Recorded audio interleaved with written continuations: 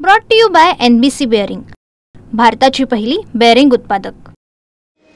आमच्या माहितीप्रमाणे आतापर्यंत जवळपास 34 ते 36 लाख हेक्टर शेती पूर्ण उद्ध्वस्त झालेली आहे आणि पंचनामे करून काय देणार? निवडणुकीच्या पूर्वीचा GR देणार, GR नुसार देणार की नव्यानं GR काढून हात आकडता घेऊन करणार? हा आता आम्ही बघतो आहोत।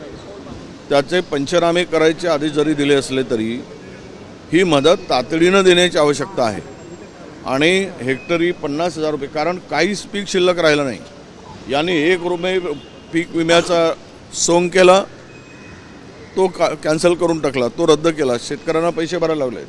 त्यातले जे ट्रिगर आहेत त्यानुसार तर ते पीक विम्याच्या कक्षेत आता येतच नाही। अतिवृष्टी म्हणजे कशात येते? मग शेतकऱ्याला काय मिळणार? हे नव्यानं 5 ट्रिगर दिले, त्यामध्ये तर शेतकरीला पीक विम्याचा फायदाच होऊ शकत नाही आणि शेतकऱ्याच्या खिशातून त्या पीक विमा कंपन्याला पैसे पण भरून घेतले। पण इतका नतभ्रष्टपणा मला पाहिलं नाही मी।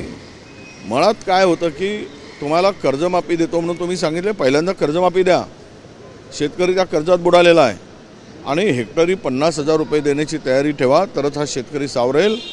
अन्यथा पूर्ण खरीपाचं पीक, सोयाबीन, कापूस आणि इतर पिकं सर्व नष्ट झाले आहेत। ढगफुटी, रोज पाणी 16 ऑक्टोबरपर्यंत पाऊस दाखवतो आहे, 16 ऑक्टोबरपर्यंत। म्हणजे हे जर झालं तर महाराष्ट्रातला शेतकरी वाचणारच नाही।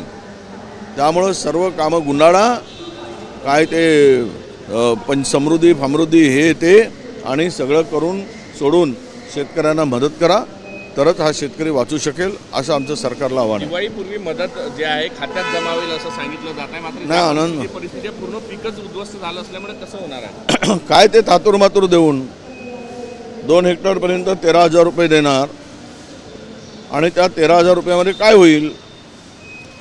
त्यामुळं 50,000 रुपये हेक्टरी जर देत असाल तर काहीतरी मदत होईल। त्याचं पेरलं ते बाकी पिकाचं तर नुकसान भरपाई होऊ शकत नाही आणि कोणताही सरकार देऊ शकत नाही, हे आम्हालाही कळतं। पण किमान तेवढा दिला तरच तो शेतकरी थोडा तरी सावरू शकेल आणि कर्जमाफी करणं हे आवश्यक आहे। तुम्ही आता नवीन GR जो काढला तो जुना GR बदलला, निवडणुकीपूर्वी मतं घेण्यासाठी काढलेला। म्हणजे ही तर बेईमानी आहेच ना शेतकऱ्यांशी। मतांसाठी वेगळा GR, निवडणुकीच्या पूर्वी मतं झाल्यानंतर वेगळा GR। त्यामुळं दिवाळीपूर्वी द्या, पण 50,000 रुपये हेक्टर प्रमाणे द्या, आम्ही तुमचं स्वागत करू।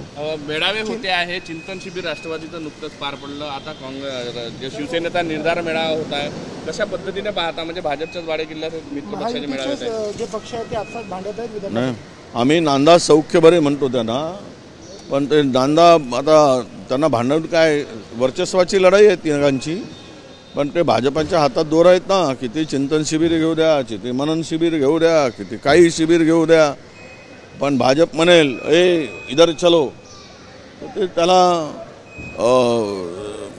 काय म्हणतात, त्याला शोले पिक्चरच्या जेलरचं ऐकावंच लागेल।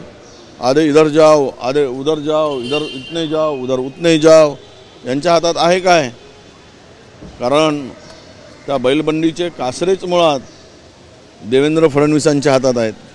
त्यामुळं त्यांना जिकडे ते मनानं चालू शकत नाही, फक्त आता दाखवत आहेत, पण ते म्हणतील इकडे चलो तर त्याला तिकडेच जावं लागेल। लेफ्ट चलो म्हणलं तर लेफ्टला, राईट चलो म्हणलं तर राईटला जावं लागेल। यापेक्षा त्यांच्या हातात काही नाही, कारण भाजपच्या मर्जीवर ही मंडळी त्या सत्तेमध्ये आहेत। Brought to you by NBC bearing, भारताची पहिली बेअरिंग उत्पादक।